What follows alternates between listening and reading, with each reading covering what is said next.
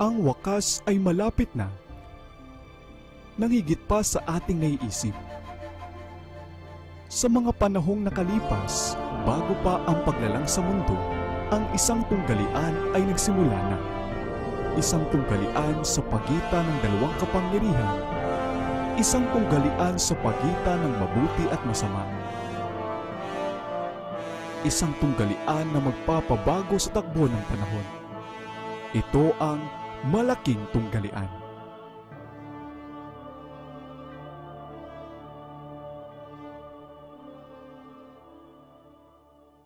Kabanata 35, nanganganib ang kalayaan ng budhi.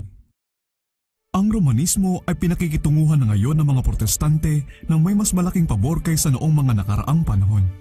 Sa mga bansa ang Katolisismo ay hindi nangingibabaw at ang mga makapapa ay gumagawa ng pakikipagkasundo upang magtamo ng impluensya.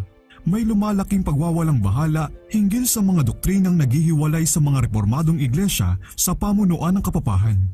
Lumalaganap ang paniniwala na hindi rin naman pala tayo nagkakaiba-iba ng husto sa mahalagang punto ng pananampalataya gaya ng inaakala, at ang konting pagpapahinuhod natin ay maghahatid sa atin sa mas mabuting pakikipag-unawaan sa Roma. Noon ay malaki ang pagpapahalaga ng mga Protestante sa kalayaan ng budhi na binili sa napakataas na halaga. Tinuruan nila ang kanilang mga anak na kasuklaman ng kapapahan at pinanindigan na ang pagsisikap na matamo ang pakikipagkasundo ng Roma ay pagtataksil sa Diyos.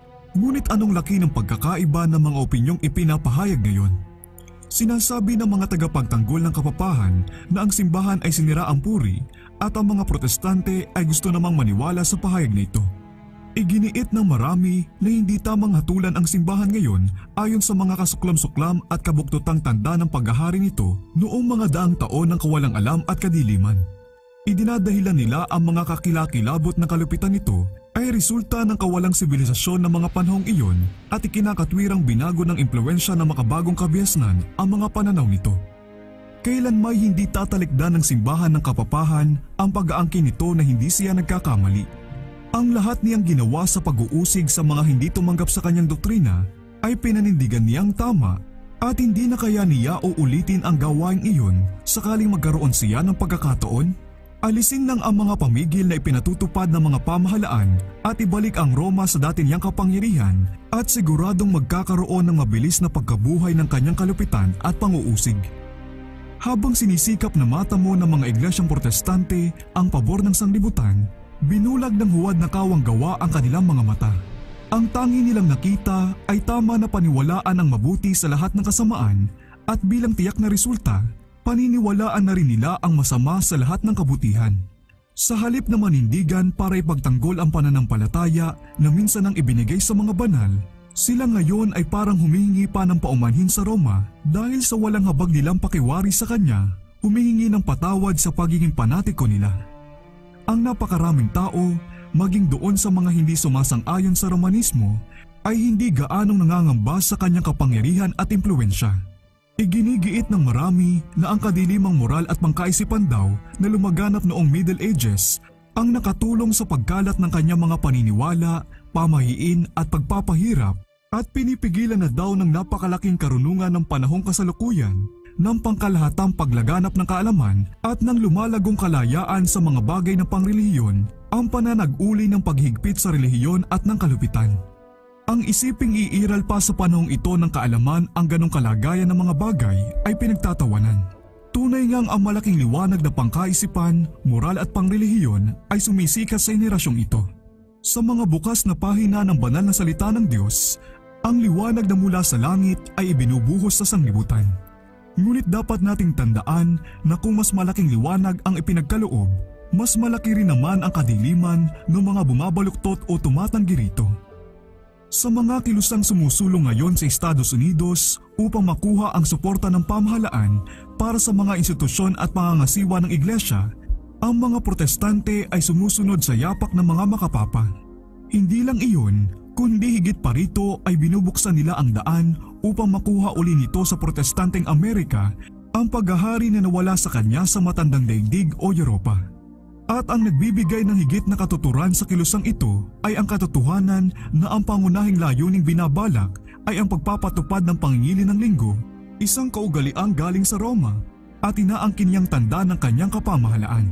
Ang espiritu ng kapapahan, espiritu ng pakikibagay sa mga kaugalian ng sanglibutan, ang malaking paggalang sa mga tradisyon ng tao kaysa sa mga utos ng Diyos, ang siyang lumalaganap sa mga iglesyang protestante at tumutulak sa kanila na gawin din ang gawaing iyon ng pangangaral sa linggo na una ng ginawa ng kapapahan. Sinasabi ng hula sa Apokalipsis 13 na ang bansang kinakatawanan ng hayop na may dalawang sungay na parang isang tupa o kordero ay pasasambahin ang lupa at ang mga naninirahan dito sa kapapahan na dooy sinisimboluhan ng hayop na katulad ng isang leopardo. Sasabihin din ng hayop na may dalawang sungay sa mga naninirahan sa lupa na dapat silang gumawa ng isang larawan ng hayop at bukod pa rito, uutusan nito ang lahat, ang mga hamak at ang dakila, ang mayayaman at mga dukha, ang mga malaya at mga alipin na tanggapin ang tanda ng hayop. Apokalipsis 13:11-16. Naipakita na ang Estados Unidos ang siyang bansang kinakatawanan ng hayop o halimaw na may dalawang sungay na katulad ng sa isang tupa at ang hulang ito ay matutupad kapag ipinatupad na ng Estados Unidos ang pangingili ng linggo na tangi ng inaangkin ng Roma bilang tanda ng kanyang paghahari. Ngunit sa pagsambang ito ng kapapahan, ang Estados Unidos ay hindi nag-iisa. Ang impluwensya ng Roma sa mga bansang dati kumikilala sa kanyang pamamahala ay malayo pa rin masira. At inihuhula ng propesiya ang pagbalik ng kanyang kapangyarihan sa dati. At nakita ko ang isa sa kanyang mga ulo na waring sinugatan ng ikamamatay at ang kanyang sugat na ikamamatay ay gumaling at ang buong lupay ng gilalas sa hayop. Apokalipsis 13:3. Kamangha-mangha sa kanyang katusuhan at kahusayan ang simbahang Romano. Nababasa niya kung anong mangyayari. Hinihintay niya ang kanyang pagkakataon, yamang nakikitang sinasamba siya ng mga iglesyang protestante dahil sa kanilang pagtanggap sa huwad na Sabat at sila'y naghahandang ipatupad ito sa ultimong paraang ginamit mismo niya noong mga nakaraang panahon. Yung mga hindi tumanggap sa liwanag ng katotohanan ay hihingin pa lang ang tulong na nagsasabing di nagkakamaling kapangyarihang ito upang parangalan ang itinatag na araw na sa kanya rin nagmula. Kung gaano siya kadaling tutulong sa mga protestante sa gawain ito ay hindi mahirap hulaan. Sino pang mas nakakaalam kung paano pakikitunguhan yung mga ayaw sumunod sa simbahan kaysa sa mga pinuno ng kapapahan? Hinahangad naman ng Roma na muling itatag ang kanyang kapangyarihan na makuhang muli ang nawala nitong paghahari. Hayaang maitatag minsan sa Estados Unidos ang prinsipyo na maaaring gamitin o kontrolin ng simbahan ang kapangyarihan ng pamahalaan na ang mga pangingiling pangrelihiyon ay maaaring ipatupad ng mga batas ng pamahalaan. Sa madaling salita, ay hayaang mangibabaw sa budhi ang kapamahalaan ng simbahan at pamahalaan at siguradong magtatagumpay ang Roma sa bansang ito. Ang salita ng Diyos ay nagbigay ng babala tungkol sa nagbabantang panganib. Subukan lang na huwag itong pakinggan at tiyak na malalaman ng mga protestante kung ano talaga ang layunin ng Roma kapag huli na nga lang ang lahat para makaiwas pa sa bitag. Ang Roma ay tahimik na nagiging makapangyarihan. Ang mga doktrina niya ay gumagamit ng impluwensya sa mga bulwagang pambatasan sa mga iglesia at sa puso ng mga tao. Itinatayo niya ang matatayog at malalaki niyang gusali sa mga lihim na dako ng mga lugar na kung saan ay mauulit ang mga panguusig niya sa nakaraan.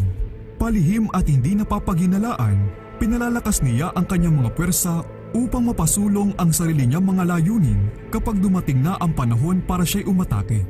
Ang gusto lang niya ay ang kalamangan at ito'y ibibigay na ngayon sa kanya. Hindi magtatagal ay makikita na natin at madadama kung ano ang layunin ng Roma. Sino mang sasampalataya at susunod sa salita ng Diyos ay mahaharap sa kahihiyan at pag-uusig ng dahil dito.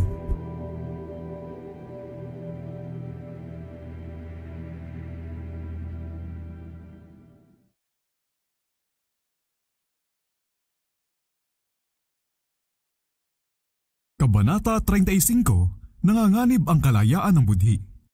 Ang Romanismo ay pinakikitunguhan na ngayon ng mga protestante ng may mas malaking pabor kaysa noong mga nakaraang panahon.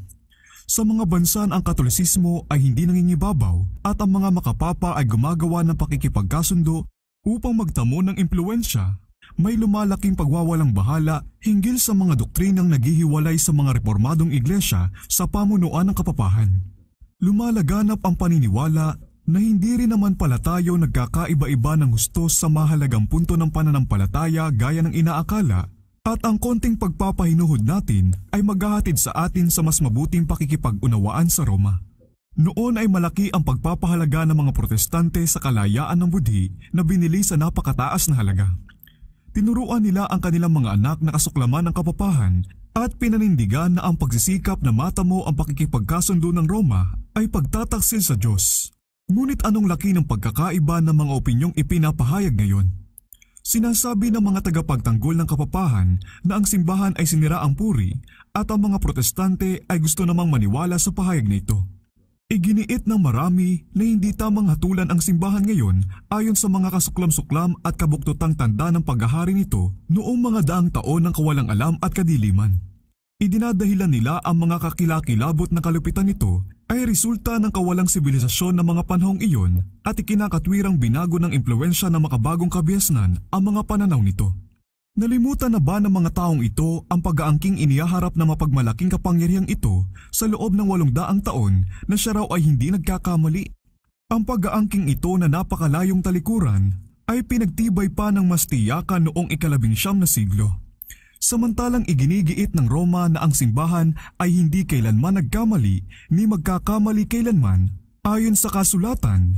John L. von Mushim, Institutes of Ecclesiastical History, Book 3, Centum 11, Part 2, Chapter 2, Section 9, Note 17. Paano nga niya tatalikuran ang mga prinsipyong namuno sa kanyang mga hakbangin noong mga panahong nagdaan?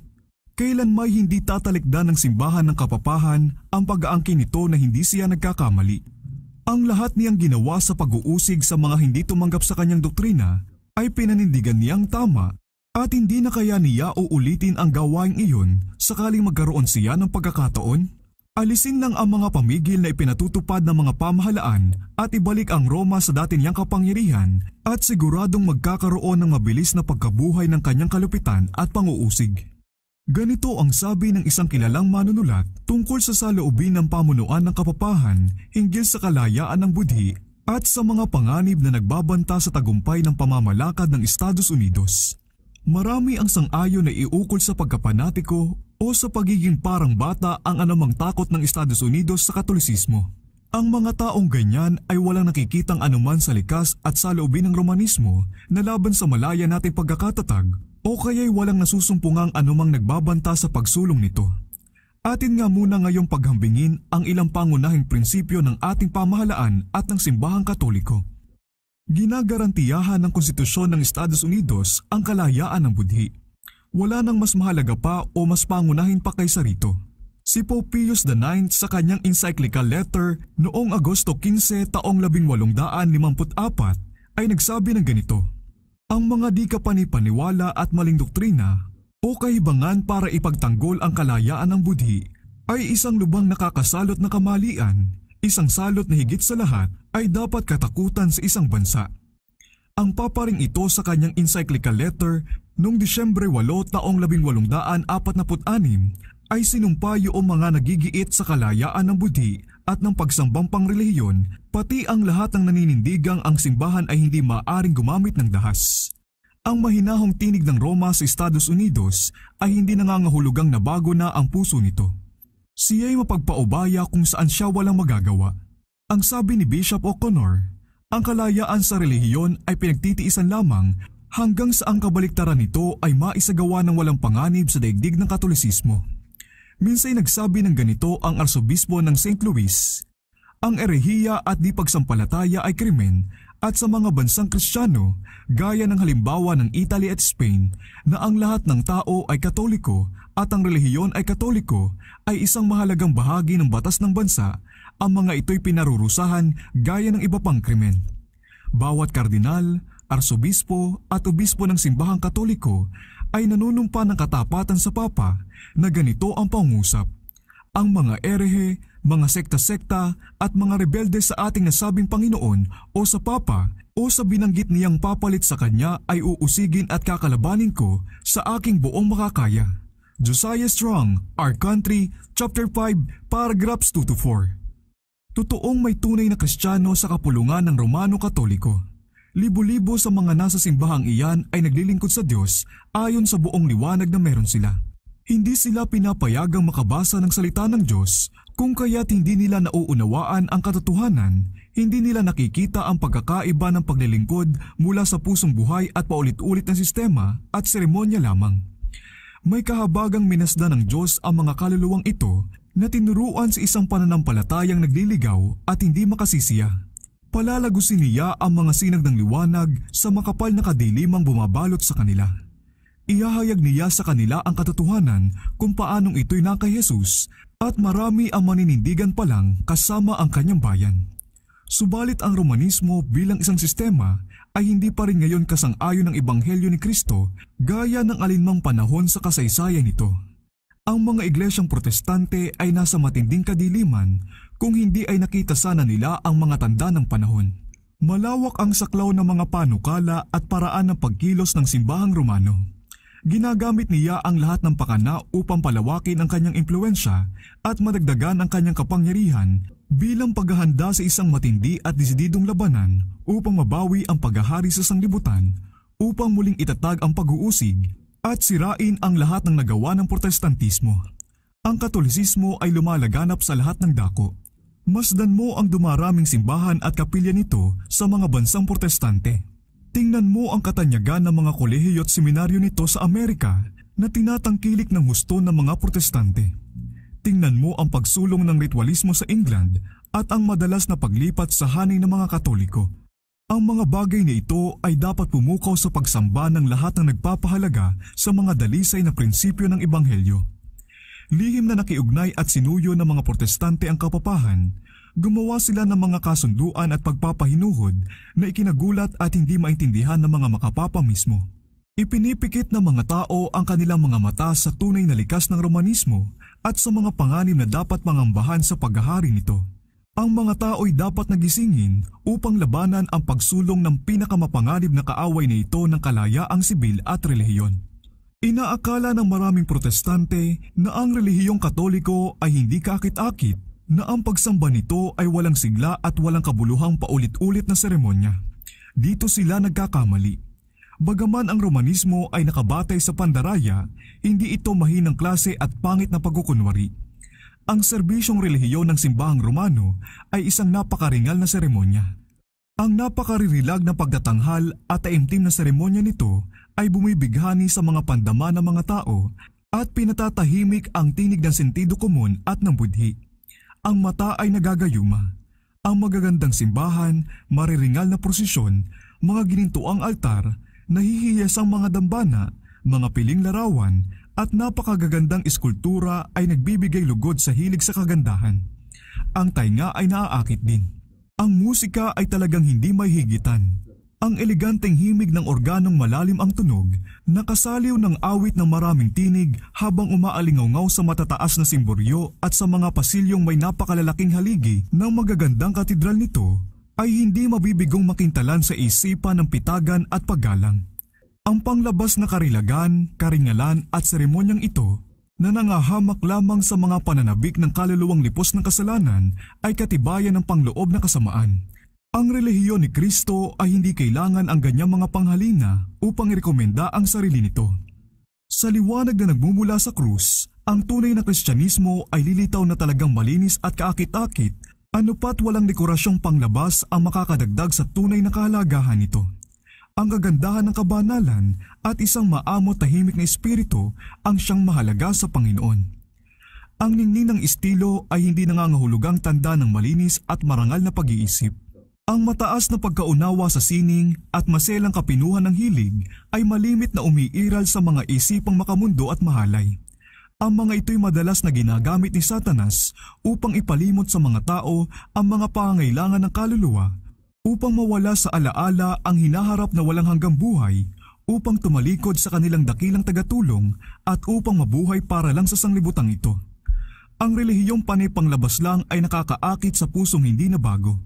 Ang karingalan at seremonya na pagsabang Katoliko ay may mapang-akit at gumagayumang kapangyarihan na dumadaya sa marami At ang simbahang Romano ay tinuturing na nilang pintuan mismo ng langit.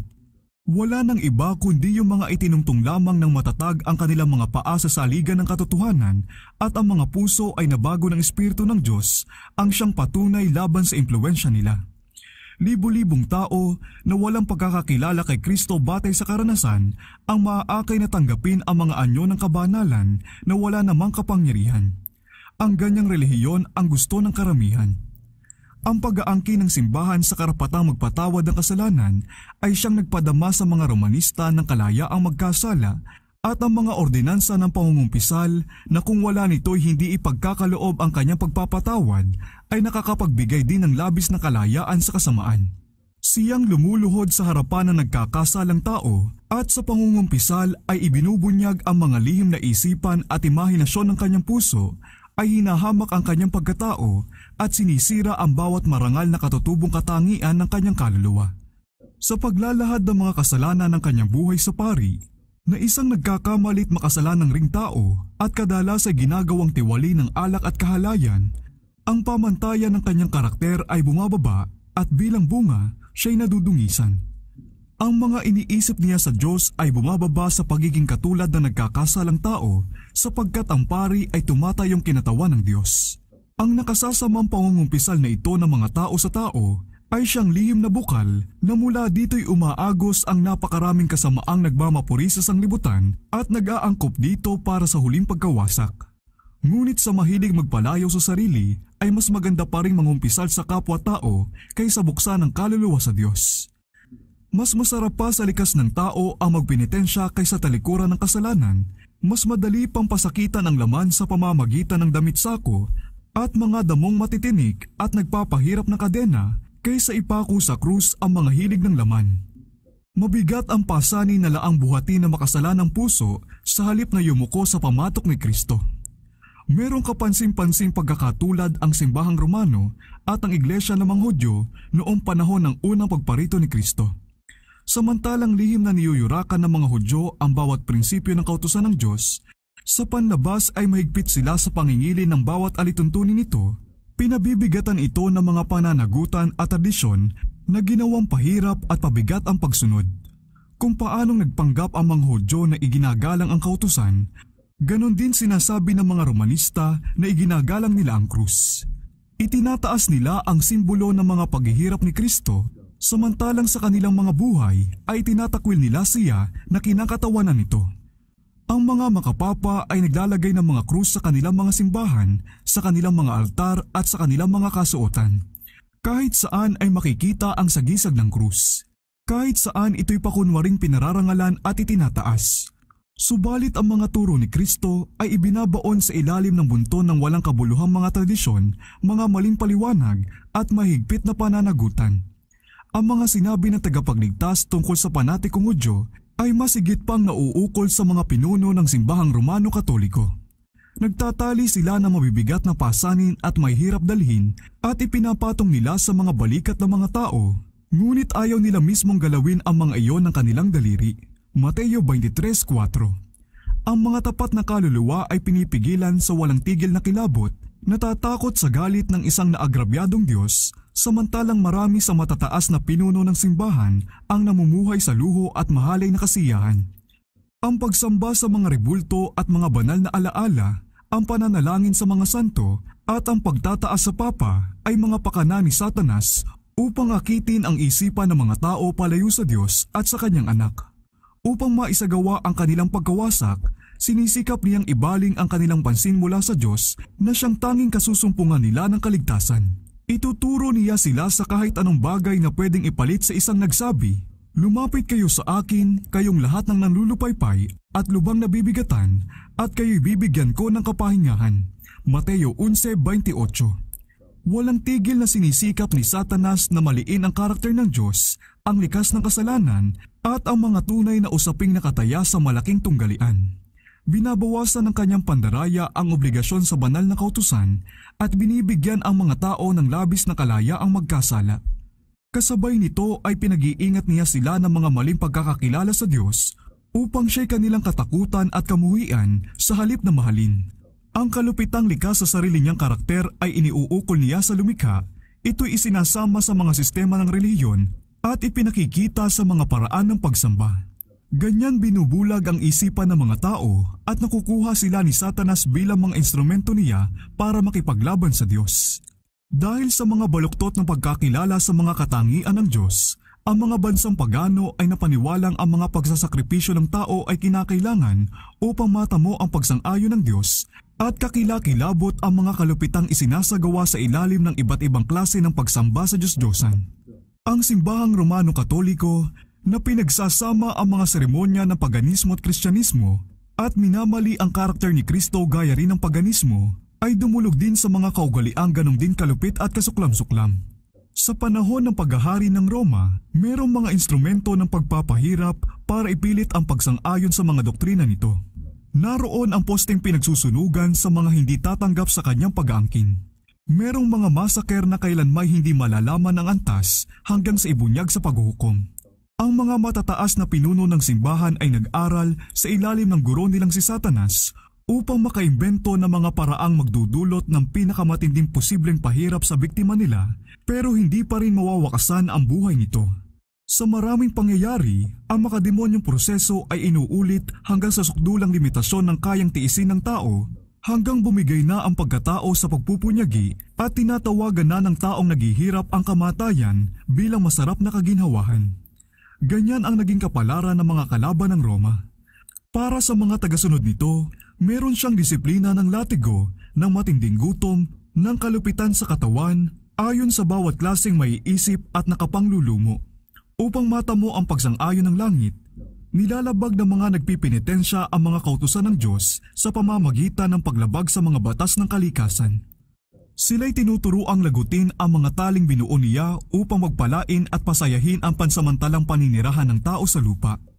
Ang bakuran ng simbahan ay kinalilibingan ng milyon-milyong biktima na ginugol ang kanilang buhay sa walang kabuluhang pagsisikap na supilin ang kanilang mga likas na hilig, napigilin ang bawat pag-aalala at damdamin ng kahabagan sa kanilang kapwa nilalang dahil nakakagalit daw ito sa Diyos.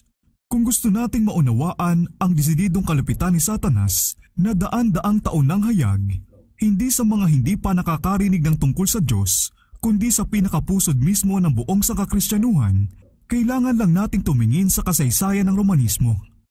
Sa pamamagitan ng napakalaking sistemang ito ng pandaraya, ay natatamo ng prinsipe ng kasamaan ang kanyang layuning magdudulot ng kasiraang puri sa Diyos at gawing hamak ang tao. At habang nakikita natin kung paano siya nagtatagumpay sa pagbabalat kayo at pagsasakatuparan ng kanyang gawain sa pamamagitan ng mga leader ng simbahan, mas mauunawaan natin kung bakit napakalaki ng pagkasuklam niya sa Biblia. Kapag ang aklat na iyan ay nabasa, mahayag ang awa at pag-ibig ng Diyos at makikitang hindi siya nagpapataw sa mga tao ng ganitong mabibigat na pasanin. Ang hinihingi lamang niya ay isang bagbag at nagsisising puso, isang nagpapakumbaba at masunuring espiritu. Si Kristo sa kanyang buhay ay hindi nagbigay ng halimbawa sa mga lalaki at babae na ikulong ang sarili nila sa mga monasteryo para maging karapat-dapat sa langit. Hindi niya kailanman itinuro na ang pag-ibig at awa ay dapat pigilin. Ang puso ng tagapagligtas ay nag-uumapaw sa pag-ibig. Habang mas papalapit ang tao sa kasakdalang moral, mas matalas din ang kanyang kakayahang makadama, mas matalas ang pagkadama niya sa kasalanan, at mas malalim ang kanyang pagkahabag sa mga naghihirap. Sinasabi ng Papa na siya raw ang kahalili ni Kristo, subalit paanong may kukumpara ang kanyang likas sa likas ng ating tagapagligtas? Si Kristo ba'y nakilalang nagpabilanggo o nagpahirap ng mga tao dahil hindi sila nagbigay ng paggalang sa kanya bilang hari ng kalangitan? Narinig ba ang kanyang tinig na humahatol ng kamatayan doon sa mga hindi tumanggap sa kanya? Nang siya'y hamaki ng mga tao sa isang nayon sa mga Samaritano, si Apostol Juan ay nalipos ng galit at nagtanong, Panginoon, ibig mo ba kami magpababa ng apoy mula sa langit upang sila'y tupukin gaya ng ginawa ni Elias? Si Jesus ay may kahabagang tumingin sa kanyang alagad at pinagsabihan ang mabalasik nitong espiritu na sinasabi, hindi dumating ang anak ng tao upang sirain ang buhay ng tao, kundi upang iligtas sila. Lucas 9:54-56. Ibang-iba talaga sa espiritong ipinakita ni Kristo, ang espiritu na nagpapanggap na kahalili niya. Inihaharap ngayon sa sanglibutan ng simbahang Romano ang isang magandang mukha, Tinatakpan ng mga pagpapaumanhin ang kasaysayan ng mga kakilakilabot na kalupitan niya. Dinamitan niya ang kanyang sarili ng mga kasuotan ng pagiging gaya ni Kristo, ngunit siya'y hindi nagbago. Lahat ng prinsipyo ng kapapahan na umiral noong mga nakaraang panahon ay umiiral pa rin ngayon. Ang mga doktrinang ginawa sa pinakamadilim na kapanahunan ay pinaninindigan pa rin ito ngayon. Huwag dayain ng sinuman ang kanyang sarili. Ang kapapahan na ngayon talagang laan ng parangalan ng mga protestante ay siya ring naghari sa sanglibutan noong panahon ng Reformasyon nang ang mga tao ng Diyos ay tumayo kahit manganib ang kanilang buhay upang ilantad ang kanyang kasamaan. Taglay pa rin niya ang pagmamalaki at palalong panunungkulang iyon na naghari-harian sa mga harit mga prinsipe at inaangkin ang mga sariling karapatan ng Diyos. Ang kanyang espiritu ngayon ay kasing lupit at kasing bagsik pa rin noong durugin nito ang kalayaan ng tao at pagpapatayin ang mga banal ng kataas-taasan. Ang kapapahan ay siyang kung ano talagang ipinahayag ng hula kung magiging ano siya, ang tatalikod sa huling panahon. 2 Tesalonica 2:3-4. Bahagi ng palakad niya ang mag-anyo ng katangian na sa pamamagitan nito'y pinakamabuti niyang maisasagawa ang kanyang layunin. Ngunit sa ilalim ng pabago-bagong anyo ng hunyango ay tinatago niya ang dinababagong kamandag ng ahas. Sabi niya, ang pangako ay hindi dapat tuparin sa mga erehe ni sa mga taong pinaghihinalaan ng erehiya. Lefant, Volume 1, page 516. Ang kapangyarihan bang ito na ang kasaysayan sa loob ng libu-libong taon ay nakasulat sa dugo ng mga banal ay kikilalanin na ngayong kabahagi ng Iglesia ni Kristo? Merong dahilan kung bakit inihaharap ng mga bansang protestante ang pahayag na ang Katolisismo ay hindi na raw gaanong naiiba ngayon sa protestantismo gaya noong mga nakaraang panahon. Nagkaroon ng pagbabago, ngunit ang pagbabagong ito ay hindi sa kapapahan. Talagang katulad na ng Katolisismo ang protestantismong umiiral ngayon dahil napakalaki ng ikinasama ng protestantismo mula noong panahon ng mga reformador. Habang sinisikap na matamo ng mga iglesyang protestante ang pabor ng sanglibutan, binulag ng huwad na kawang gawa ang kanilang mga mata. Ang tangi nilang nakita ay tama na paniwalaan ang mabuti sa lahat ng kasamaan at bilang tiyak na resulta, paniniwalaan na rin nila ang masama sa lahat ng kabutihan. Sa halip na manindigan para ipagtanggol ang pananampalataya na minsan ang ibinigay sa mga banal, sila ngayon ay parang humihingi pa ng paumanhin sa Roma dahil sa walang habag nilang pakiwari sa kanya, humihingi ng patawad sa pagiging panatiko nila. Ang napakaraming tao, maging doon sa mga hindi sumasang-ayon sa Romanismo, ay hindi gaanong nangangamba sa kanyang kapangyarihan at impluensya. Iginigiit ng marami na ang kadilimang moral at pangkaisipan daw na lumaganap noong Middle Ages ang nakatulong sa pagkalat ng kanyang mga paniniwala, pamahiin at pagpapahirap at pinipigilan na daw ng napakalaking karunungan ng panahong kasalukuyan ng pangkalahatang paglaganap ng kaalaman at ng lumalagong kalayaan sa mga bagay ng pangrelihiyon ang pananag-uli ng paghigpit sa relihiyon at ng kalupitan. Ang isiping iiral pa sa panahong ito ng kaalaman ang ganong kalagayan ng mga bagay ay pinagtatawanan. Tunay ngang ang malaking liwanag na pangkaisipan, moral at pangrelihiyon ay sumisikat sa henerasyong ito. Sa mga bukas na pahina ng banal na salita ng Diyos, ang liwanag na mula sa langit ay ibinubuhos sa sanglibutan. Ngunit dapat nating tandaan na kung mas malaking liwanag ang ipinagkaloob, mas malaki rin naman ang kadiliman ng mga bumabaluktot o tumatanggi rito. Ang mapanalangining pag-aaral ng Biblia ay siyang magpapakita sa mga protestante sa tunay na likas ng kapapahan at ito ang magiging dahilan upang ito'y kanilang kasuklaman at layuan.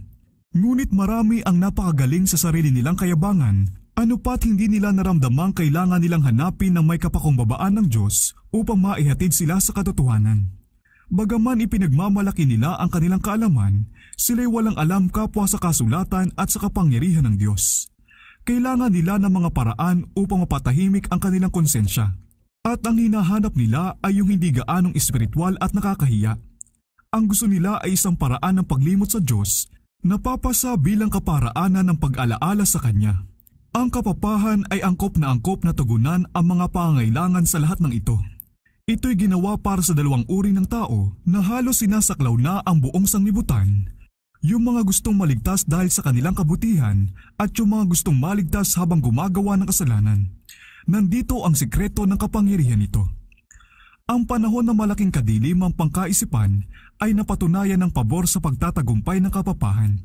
Ngunit mapapatunayan pa lang na ang panahon ng malaking kaliwanagang pangkaisipan ay pabor din sa pagtatagumpay nito. Sa mga nagdaang panahon na wala pa ang salita ng Diyos sa mga tao at hindi pa alam ang katotohanan, ang mga mata nila ay nakapiring at libo-libo ang nabitag dahil hindi nila nakikita ang silo na nakataan sa kanilang mga paa. Sa henerasyong ito ay napakarami ng nasilaw ang mga mata sa matinding liwanag ng mga haka-haka ng tao ng huwad na kaalaman. 1 Timoteo 6:20. Hindi nila nakita ang silo at lumalakad agad sila dito na para bang sila'y nakapiring na rin. Hangad ng Diyos na ang kakayahang pangkaisipan ng tao ay ituring na isang regalo na mula sa lumikha sa Kanya at dapat gamitin sa paglilingkod sa katotohanan at katwiran. Ngunit kapag ang pagmamalaki at ambisyon ay kinikimkim at itinataas na ng tao ang sarili nilang kuro-kuro ng higit sa salita ng Diyos, kung gayoy mas malaking pinsala ang magagawa ng katalinuhan kaysa sa kawalang alam.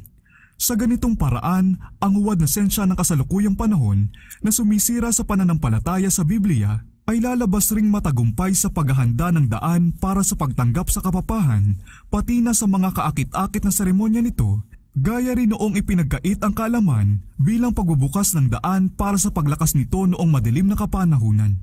Sa mga kilusang sumusulong ngayon sa Estados Unidos upang makuha ang suporta ng pamahalaan para sa mga institusyon at pangangasiwa ng iglesia, ang mga protestante ay sumusunod sa yapak ng mga makapapa.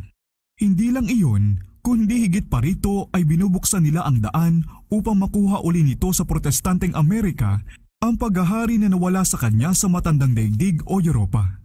At ang nagbibigay ng higit na katuturan sa kilusang ito ay ang katotohanan na ang pangunahing layuning binabalak ay ang pagpapatupad ng pangingili ng linggo, isang kaugaliang galing sa Roma, at inaangkin niyang tanda ng kanyang kapamahalaan.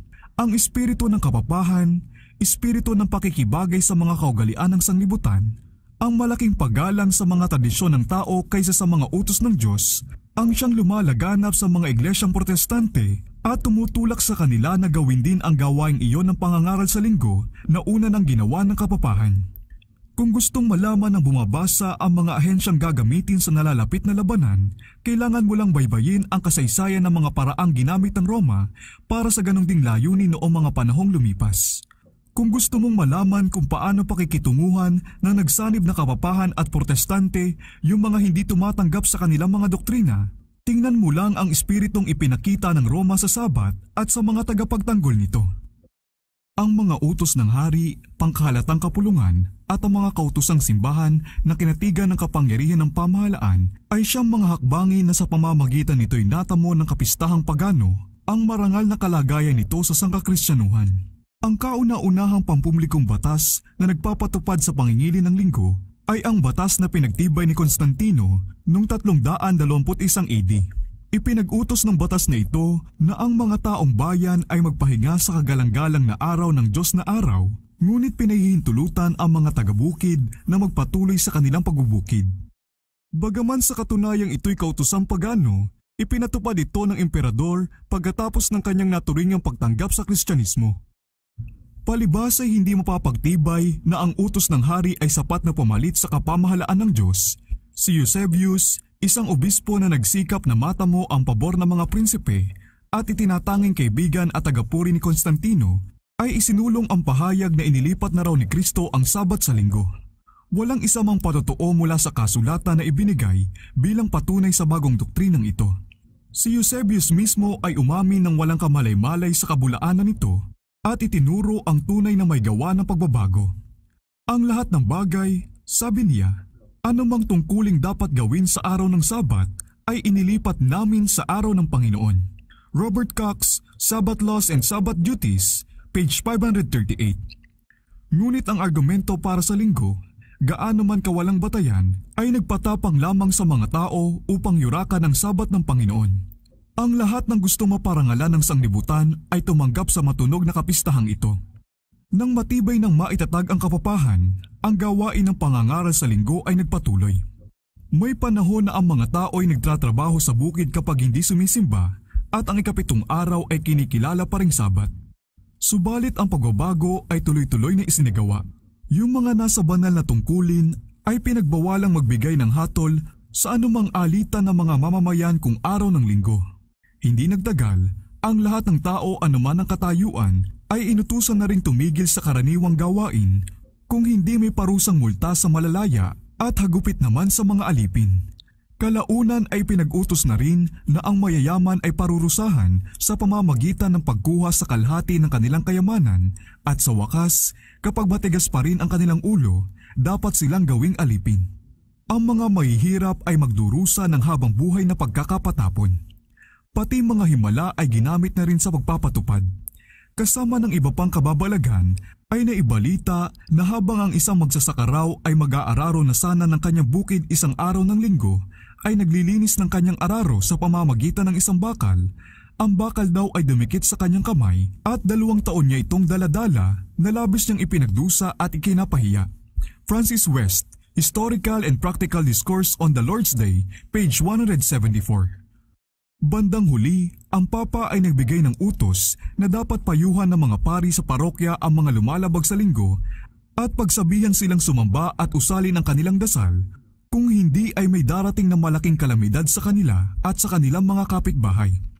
Isang konsilyo ng simbahan ang nagharap sa argumentong ito na mula nooy laganap ng ginagamit kahit ng mga protestante na dahil daw may mga taong tinamaan ng kidlat habang nagtatrabaho sa araw ng linggo, ay tiyak na ito na nga ang Sabat. Ang sabi ng mataas na kawani ng simbahan, malinaw kung gaano kalaki ang galit ng Diyos sa pagwawalang bahala nila sa araw na ito. Kung kaya't isang panawagan ang ginawa na ang mga pari at ministro, mga hari at prinsipe at lahat ng tapat na tao ay buong kayang magsikap at mag-ingat na ang araw na ito'y maibalik sa karangalan nito at para sa kapurihan ng Kristyanismo ay mas taos puso itong ipangilin sa darating na panahon. Thomas More, Discourse on the 6 Dialogues on the Name, Nation and Observation of the Lord's Day, page 271. Dahil nakitang hindi sapat ang mga kautusan ng mga konsilyo, ang kapangyarihan ng pamahalaan ay pinakiusapang magpalabas ng utos na maghahasik ng takot sa puso ng tao at pipilit sa kanilang tumigil na sa paggawa sa araw ng linggo. Sa isang pulong na ginanap sa Roma, ang lahat ng naunang kapasyahan ay muling pinagtibay ng mahigit na puwersa at kataimtiman. Isinama rin ang mga ito sa kautusan ng simbahan at ipinatupad ng mga may kapangyarihan sa pamahalaan sa halos buong sangkakristyanuhan. Heylin, History of the Sabbath, Part 2, Chapter 5, Section 7. Gayunpaman, ang kawalan ng katibayan mula sa kasulatan para sa pangingili ng linggo ay lumikha ng malaking pagkapahiya. Pinagdudahan ng mga tao ang karapatan ng kanilang mga tagapagturo na isa-isang tabi ang malinaw na pahayag ni Jehovah na ang ika-7 araw ay Sabat sa Panginoon mong Diyos para lang maparangalan ang araw ng Diyos na araw. Upang mapunan ang kawalan ng patotoo sa Biblia, ang ibang mga kaparaanan ay kinakailangan. Isang masigasig na tagapagtaguyod ng linggo na bumisita sa mga iglesia ng England noong matatapos na ang 12 siglo ay tinutulan ng mga tapat na saksi ng katotohanan at talagang walang nangyari sa kanyang mga pagsisikap. Ano pat umalis siya sa bansa pansamantala at nangalap ng mga paraan upang ipilit ang kanyang mga turo. Nang siya'y bumalik, ang kakulangan ay napunan at sa mga sumunod niyang paggawa ay naging mas matagumpay siya.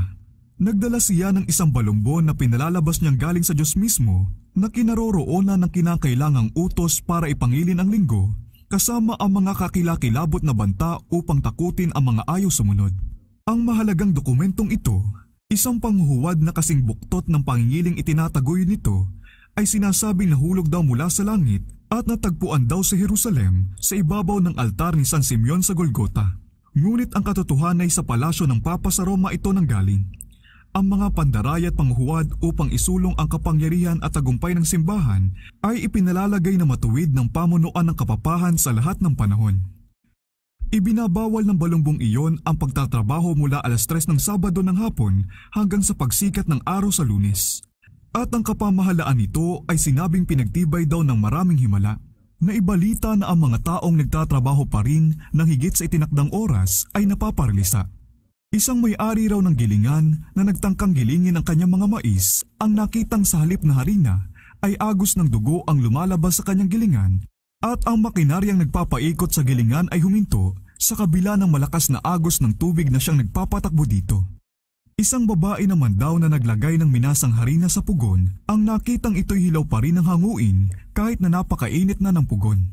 Ang isa naman na naghanda rin ng minasang harinang lulutuin na sana sa pugon ng 3:00 ng Sabado ng hapon, ngunit ipinasyang itabi na muna hanggang sa Lunes, ay nakita kinabukasan na ito'y tinapay na at niluto na ng kapangyarihan ng Diyos. Isang lalaki naman daw ang nagluto ng tinapay makalipas ang 3:00 ng Sabado ng hapon ang nakitang bumukal ang dugo mula rito nang hatiin niya ito kinabukasan.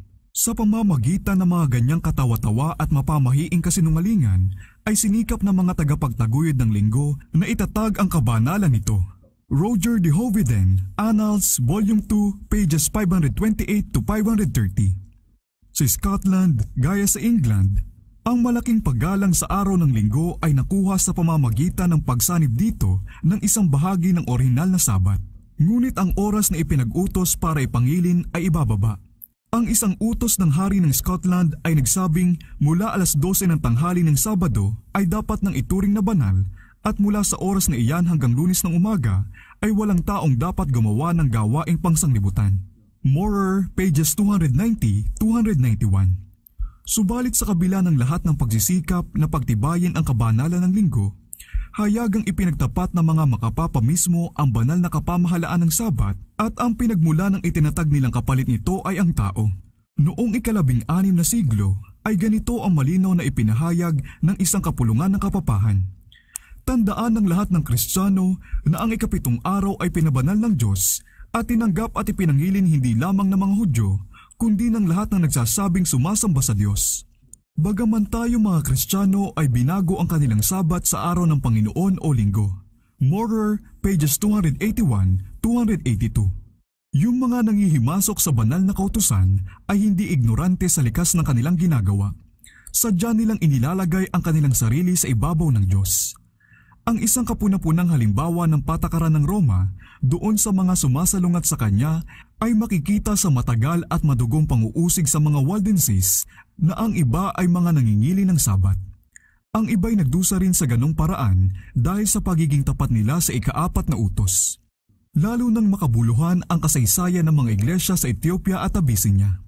Sa gitna ng kapanglawan ng madilim na kapanahunan, ang mga Kristiyano sa gitnang Afrika ay nakaligtaan at nakalimutan ng mundo at maraming daang taon nilang tinatamasa ang kalayaan sa pagpapalakas ng kanilang pananampalataya.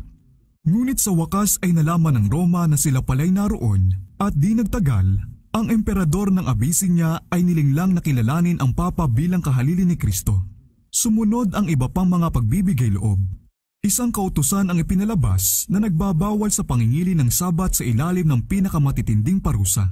Michael Guedes, Church History of Ethiopia, pages 311-312. Ngunit di nagtagal ay naging isang pamatok na talagang nakakayamot ang kalupitan ng Papa, anupat ipinasya ng mga taga-Abyssinia na ito'y kalagin sa kanilang leeg.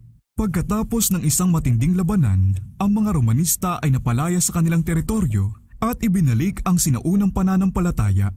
Ang mga iglesia ay nagdiwang sa kanilang kalayaan at hindi na nila nalimutan ang aral na natutunan nila tungkol sa pandaraya, pagkapanatiko at mabagsik na kapangyarihan ng Roma. Kontento na silang manatili sa loob ng mapanglaw nilang lupain kahit hindi alam ng iba pang nasa sangkakristyanuhan. Pinanghawakan ng mga iglesia sa Afrika ang Sabat gaya ng paghawak dito ng iglesia ng kapapahan bago ito lubusang tumalikod. Bagaman ipinangingili nila ang 7 araw bilang pagsunod sa utos ng Diyos, tumigil din sila sa pagtatrabaho kung linggo bilang pakikiayon sa kaugalian ng simbahan. Nang magkaroon ng sukdulang kapangyarihan, niyurakan ng Roma ang Sabat ng Diyos upang parangalan ang sarili niyang Sabat, ngunit ang mga iglesia sa Afrika na nagtago ng halos 1,000 taon ay hindi nakisama sa pagtalikod na ito. Nang mapasailalim sa kapangyarihan ng Roma, sila'y napilitang isa-isang tabi ang tunay at parangalan ang di tunay na Sabat, ngunit nang mabawi nila ang kanilang kalayaan, sila'y agad na bumalik sa pagsunod sa ika-4 na utos. Malinaw na ibinubunyag ng mga kasaysayang ito ng nakaraan ang galit ng Roma sa tunay na Sabat at sa mga tagapagtanggol nito at ang mga paraang ginamit niya upang parangalan ang araw na itinatag niya. Itinuturo ng salita ng Diyos na ang mga eksenang ito ay mauulit kapag ang Romano Katoliko at ang mga Protestante ay nagkaisa na sa pagtatampok sa linggo. Sinasabi ng hula sa Apokalipsis 13 na ang bansang kinakatawanan ng hayop na may dalawang sungay na parang isang tupa o kordero ay pasasambahin ang lupa at ang mga naninirahan dito sa kapapahan na dooy sinisimboluhan ng hayop na katulad ng isang leopardo. Sasabihin din ng hayop na may dalawang sungay sa mga naninirahan sa lupa na dapat silang gumawa ng isang larawan ng hayop at bukod pa rito, uutusan nito ang lahat, ang mga hamak at ang dakila, ang mayayaman at mga dukha, ang mga malaya at mga alipin na tanggapin ang tanda ng hayop. Apokalipsis 13:11-16. Naipakita na ang Estados Unidos ang siyang bansang kinakatawanan ng hayop o halimaw na may dalawang sungay na katulad ng sa isang tupa at ang hulang ito ay matutupad kapag ipinatupad na ng Estados Unidos ang pangingili ng linggo na tangi ng inaangkin ng Roma bilang tanda ng kanyang paghahari. Ngunit sa pagsambang ito ng kapapahan, ang Estados Unidos ay hindi nag-iisa. Ang impluwensya ng Roma sa mga bansang dati kumikilala sa kanyang pamamahala ay malayo pa ring masira. At inihuhula ng propesiya ang pagbalik ng kanyang kapangyarihan sa dati. At nakita ko ang isa sa kanyang mga ulo na waring sinugatan ng ikamamatay at ang kanyang sugat na ikamamatay ay gumaling at ang buong lupa'y nang gilalas sa hayop. Apokalipsis 13:3. Ang pagkakaroon ng sugat na ikamamatay ay tumutukoy sa pagbagsak ng kapapahan noong taong 1798. Pagkatapos nito, ang sabi ng propeta, ang kanyang sugat na ikamamatay ay gumaling at ang buong lupa ay nanggilalas sa hayop. Malinaw na ipinahayag ni Pablo na ang taong makasalanan ay mamamalagi hanggang sa ikalawang pagdating ni Kristo. 2 Tesalonica 2:8. Hanggang sa pinakawakas ng panahon ay pagpapatuloy niya ang kanyang gawain ng pandaraya. At sinabi ni Juan na tagapamahayag tungkol pa rin sa kapapahan, at ang lahat ng naninirahan sa lupa ay sasamba sa kanya, ang lahat na ang pangalan ay hindi nakasulat sa aklat ng buhay ng kordero na pinaslang buhat ng itatag ang sanglibutan. Apokalipsis 13:8. Kapwa sa Europa at sa Amerika, ang kapapahan ay tatanggap ng pagsamba sa pamamagitan ng karangalang ibinibigay sa linggo na nakabatay lamang sa kapangyarihan ng simbahang Romano. Buhat pa noong kalagatian ng ika-19 na siglo, ang patotoong ito ay naipahayag na sa sanglibutan noong mga nag-aaral ng hula sa Estados Unidos. Sa mga pangyayaring nagaganap na ngayon ay makikita ang mabilis na pagsulong tungo sa katuparan ng hulang ito. Ang mga tagapagturong protestante ay may sinasabi ring kapamahalaan daw ng Diyos ukol sa pangingili ng linggo at may ganong ding kawalan ng patunay sa kasulatan gaya ng mga pinuno ng kapapahan na nag-imbento ng mga himala upang palitan ang utos na galing sa Diyos. Ang pagigiit na darating daw sa mga tao ang mga kahatulan ng Diyos dahil sa paglabag nila sa linggong pangilin ay mauulit.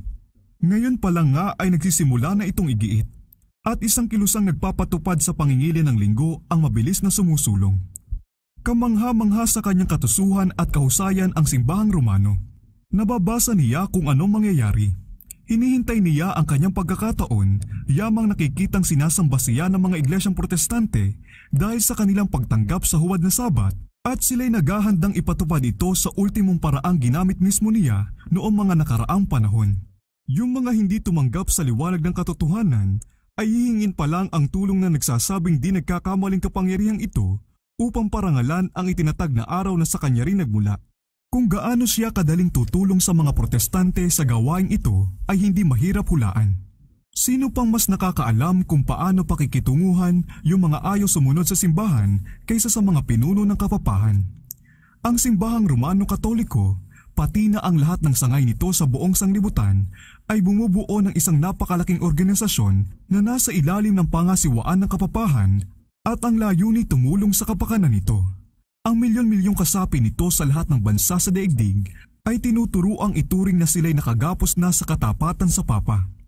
Anuman ang kanilang bansa o pamahalaan, dapat nilang kilalaning mataas sa lahat ng iba pang kapamahalaan ang kapangyarihan ng simbahan. Bagaman sila'y maaaring manumpa ng katapatan sa pamahalaan, sa likod nito'y naroon ang panata ng pagsunod sa Roma na kinakalagan sila sa lahat ng panunumpang laban sa kanyang mga kapakanan. Ang kasaysayan ay nagpapatotoo sa kanyang mahusay at walang tigil na pagsisikap upang isingit ang kanyang sarili sa pamumuhay ng mga bansa at dahil nagkaroon ng matutungtungan ay itinaguyod ang sarili niyang mga hangarin kahit na ikapahamak ng mga prinsipe at ng mga tao. Noong taong 1204, ay nakuha ni Pope Innocent III kay Peter II na hari sa Aragon ang sumusunod na pambihirang panunumpa. Akong si Peter, hari ng mga taga-Aragon, ay nagpapahayag at nangangako na laging magiging tapat at masunurin sa aking Panginoon kay Pope Innocent, sa mga Katolikong papalit sa kanya at sa simbahang Romano, at buong katapatang pananatilihin ang aking kaharian sa pagsunod sa kanya, ipagsasanggalang ang relihiyong Katoliko at uusigin ang kabuktutan ng mga erehe. John Dowling, History of Romanism, Book 5, Chapter 6, Section 55. Ito'y kaayo ng mga pahayag tungkol sa kapangyarihan ng Papa sa Roma na tama lang na siya'y mag-alis ng mga emperador sa tungkulin at maaari niyang kalagan ang mga tao sa kanilang pananagutan sa mga masasamang pinuno. Mushim, Book 3, Centum 11, Part 2, Chapter 2, Section 9, Note 17. At dapat tandaan na ipinagmamayabang ng Roma na siya'y hindi nagbabago. Ang mga prinsipyo ni Gregory VII at Innocent III ay mga prinsipyo pa rin ng simbahang Romano-Katoliko ngayon. At kung meron lang sana siyang kapangyarihan, ang mga ito'y isasagawa niya ngayon na may pwersa ring gaya ng mga nakaraang siglo. Hindi alam ng mga protestante kung ano ang kanilang ginagawa kapag kanila nang pinanukalang tanggapin ang tulong ng Roma sa gawain ng pagtatampok sa araw ng linggo. Samantalang sila'y desididong maisagawa ang kanilang balak, hinahangad naman ng Roma na muling itatag ang kanyang kapangyarihan na makuhang muli ang nawala nitong paghahari. Hayaang maitatag minsan sa Estados Unidos ang prinsipyo na maaaring gamitin o kontrolin ng simbahan ang kapangyarihan ng pamahalaan na ang mga pangingiling pangrelihiyon ay maaaring ipatupad ng mga batas ng pamahalaan. Sa madaling salita, ay hayaang mangibabaw sa budhi ang kapamahalaan ng simbahan at pamahalaan at siguradong magtatagumpay ang Roma sa bansang ito. Ang salita ng Diyos ay nagbigay ng babala tungkol sa nagbabantang panganib. Subukan lang na huwag itong pakinggan at tiyak na malalaman ng mga protestante kung ano talaga ang layunin ng Roma kapag huli na nga lang ang lahat para makaiwas pa sa bitag. Ang Roma ay tahimik na nagiging makapangyarihan. Ang mga doktrina niya ay gumagamit ng impluwensya sa mga bulwagang pambatasan sa mga iglesia at sa puso ng mga tao. Itinatayo niya ang matatayog at malalaki niyang gusali sa mga lihim na dako ng mga lugar na kung saan ay mauulit ang mga panguusig niya sa nakaraan. Palihim at hindi napapaghinalaan, pinalalakas niya ang kanyang mga pwersa upang mapasulong ang sarili niyang mga layunin kapag dumating na ang panahon para siya'y umatake. Ang gusto lang niya ay ang kalamangan at ito'y ibibigay na ngayon sa kanya. Hindi magtatagal ay makikita na natin at madadama kung ano ang layunin ng Roma. Sino mang sasampalataya at susunod sa salita ng Diyos ay mahaharap sa kahihiyan at pag-uusig ng dahil dito.